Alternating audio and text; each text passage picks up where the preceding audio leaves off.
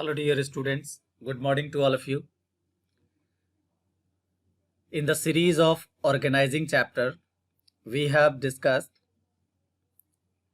the different terms of organizing process, its importance, and different types of organization and organizational structure, and the differences between the organizational structure and forms of organization. In this series, dear students, today we will learn about the delegation of authority. So before knowing about the delegation of authority, first of all, we should know about the delegation, exact meaning of the delegation. So delegation means granting, providing, or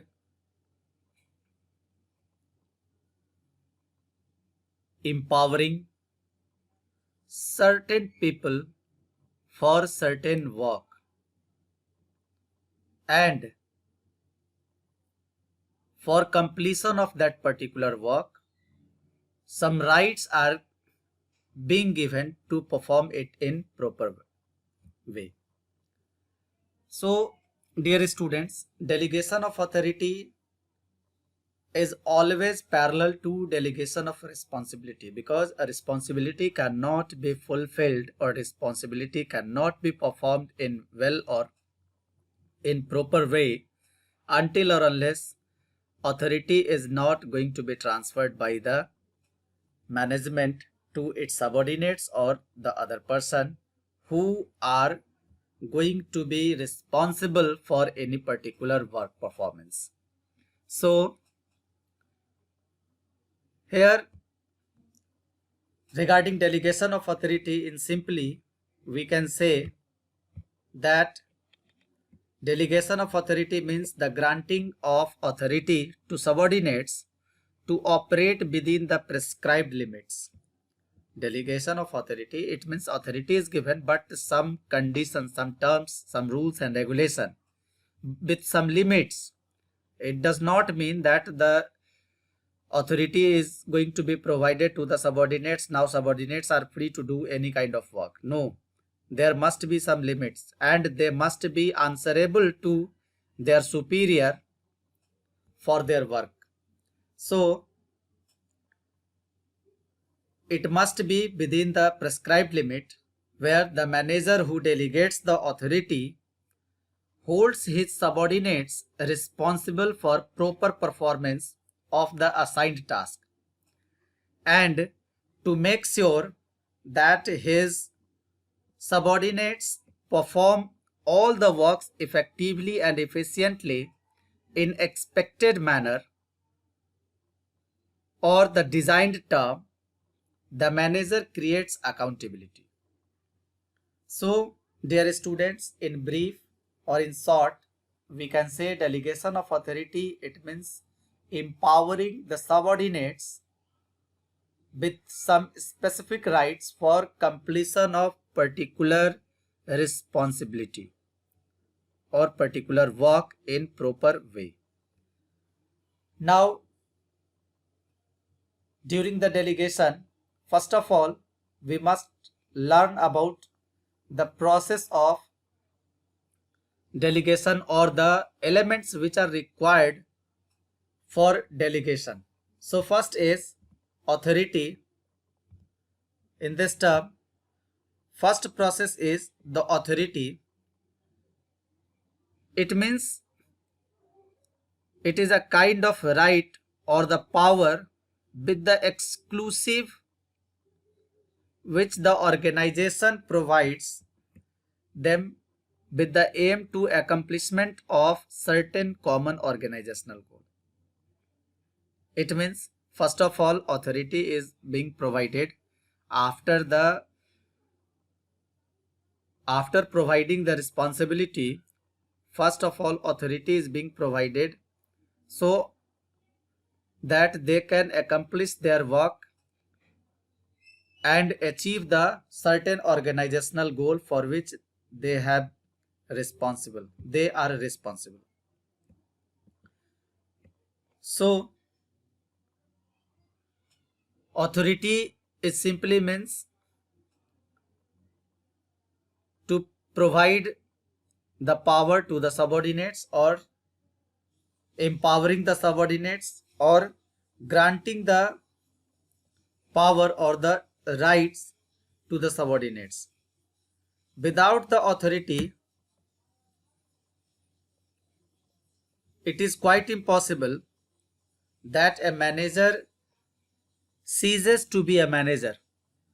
Because if we are appointing someone as manager, but there is no rights, there is no specific power of that particular manager, then that cannot be a manager, that cannot perform like manager, because all the rights have been seized by the authority or the other superiors above the managers.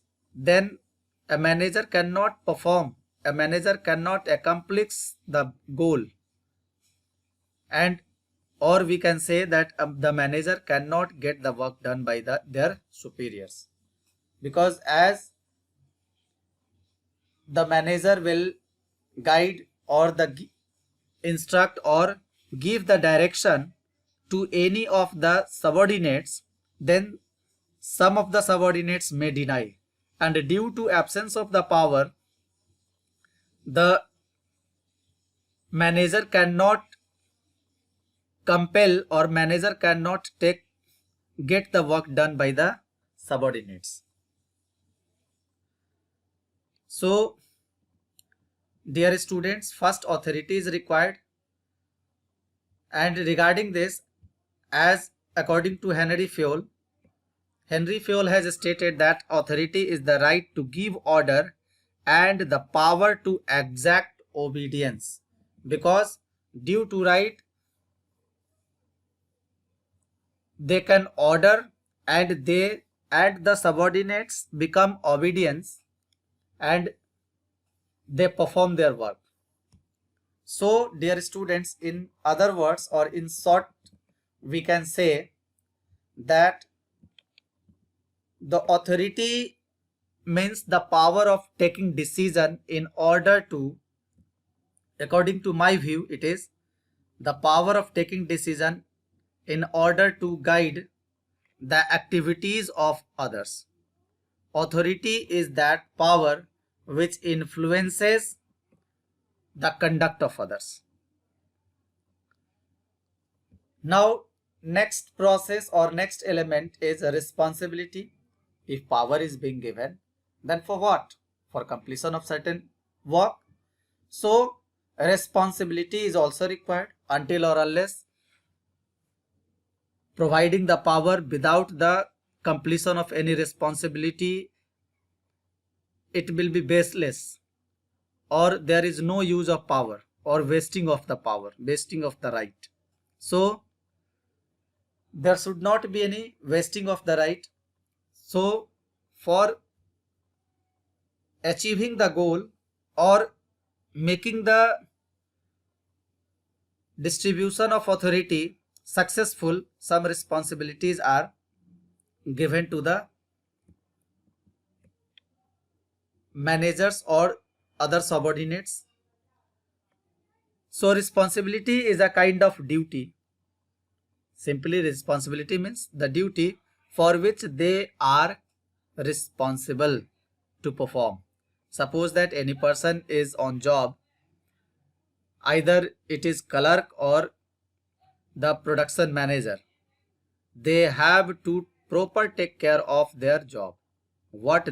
For what they have assigned there, and what are the criteria, they all have to fulfill it. So dear students, responsibility is the duty, or in other words, it is the obligation of the person to complete the task given to him or her. And so many times it is seen that it becomes the responsibility of the people automatically when authority is properly used or the work is done according to the authority. So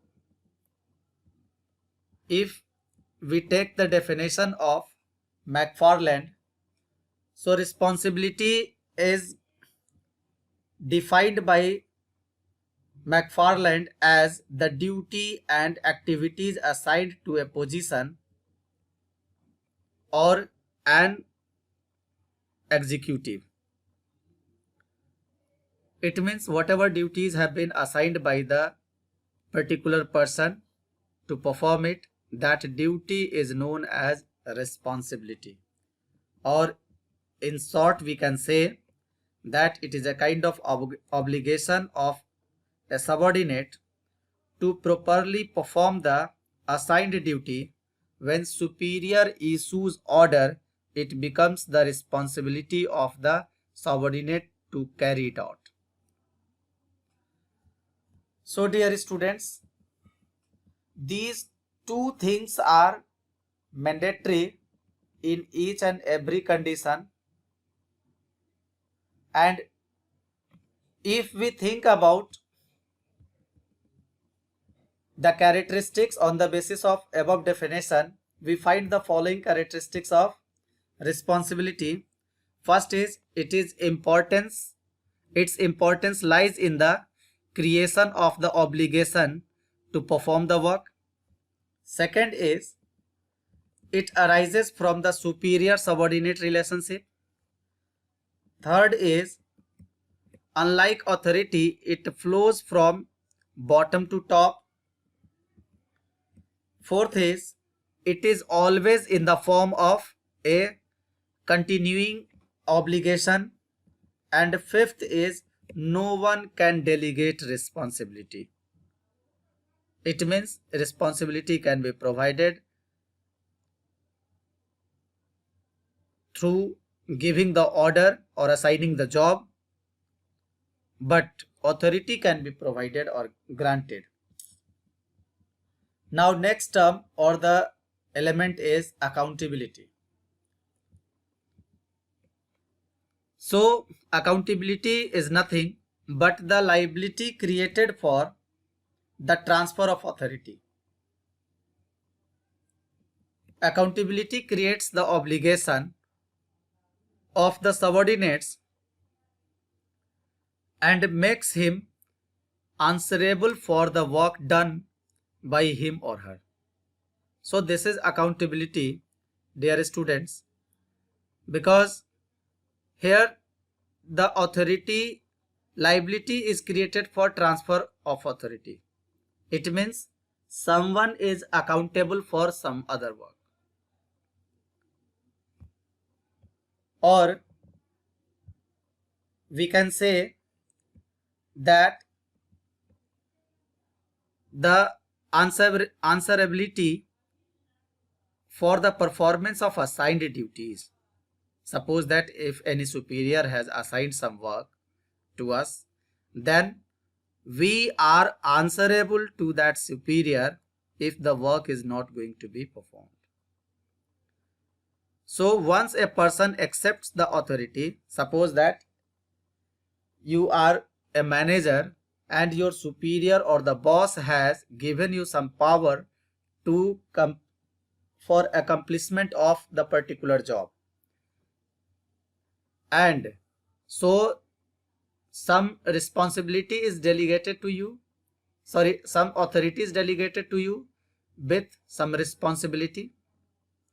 Now you are answerable for the performance which you are getting done by your subordinates. You will be answerable. Your subordinates are answerable, responsible to you, and you are responsible for that authority, and you will be accountable for the work performance. So once a person accepts the authority, he deems to accept responsibility and accountability at the time only. Or in brief, we can say when a superior assigns some work to the subordinate, he is answerable to his superior for its success or failure. Now, as we have discussed, dear students, these three elements are required for delegation, authority, responsibility, and then accountability. Now, if we are talking about the principle of absoluteness of accountability, so dear students, here you can see, and here it is clearly mentioned that authority can be delegated, but responsibility and accountability cannot be delegated by the managers. It means someone is giving me the right to perform that, to look after the particular work, and the right is given to me. Now I cannot delegate my responsibility to other person that he or she will look after the particular work given to me, who is given to me by the superior. No. So authority can be delegated, but responsibility cannot be delegated. The responsibility to whom the person to whom the responsibility is given, only he or she will be accountable for their performance. So the authority granted to the subordinate can be taken back or redelegated to another person. The manager cannot escape from the responsibility for any default or mistake on the part of his subordinates. If we take some example, here one example is given. You can see that, for example, if the chief executives ask marketing manager to achieve a sales target of sales of 100 units per day, the marketing manager delegates this task to deputy sales manager who fails to achieve the target. Then marketing manager will be answerable for the work performance of his subordinates, not the deputy sales manager. Thus, the accountability is always of the person who delegates authority. No one will be answerable, no one will be responsible for any kind of activity. So dear students, here you can see a diagram is given regarding the process of delegation of authority, that assigning responsibility, after that granting authority, and after that fixing accountability. These are in this series or in this line. According to this, we have to go through it. So dear students, now I think you have got all the terms related to delegation of authority and its process or elements which are needed or required for a successful delegation of authority. So thank you.